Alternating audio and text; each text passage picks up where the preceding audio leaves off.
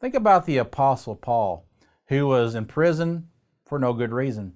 Some people might have had a negative attitude if they were in his place, but he made the most of it. And while he was in prison, he wrote several epistles. He wrote things like this in Philippians 4, verse 4. Rejoice in the Lord always. Again, I will say rejoice. His positive attitude from prison inspired and encouraged other Christians. He also gave this great advice in Philippians 4, verse 8. Finally, brethren, whatever things are true, whatever things are noble, whatever things are just, whatever things are pure, whatever things are lovely, whatever things are of good report, if there is any virtue and if there is anything praiseworthy, meditate on these things.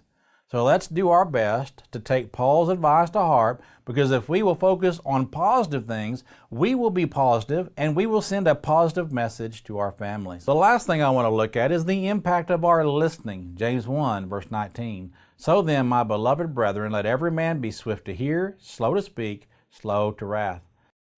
Listening is a crucial component of communication that is often overlooked.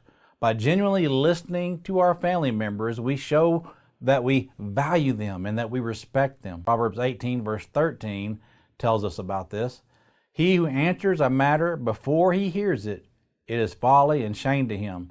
To answer before listening, that is folly and shame. Think about how you respond to your family members when they talk to you. Do you really listen, or are you just waiting for your turn to speak? Genuine listening involves paying attention, understanding, listening with empathy, and again, just trying to look at things from the other person's perspective. For example, if your sibling comes to you with a problem, do you brush them off, or do you take time to listen and offer support? By listening, you send a message that you care and that you're willing to help. Let me tell you about a girl named Maya. Maya's younger brother, Jake, often tried to talk to her about his day at school, but Maya was usually too absorbed on her phone to pay attention to him. One day, Jake had a particular tough day, and he really needed someone to talk to. And when he tried to tell Maya, she didn't listen. So he felt ignored.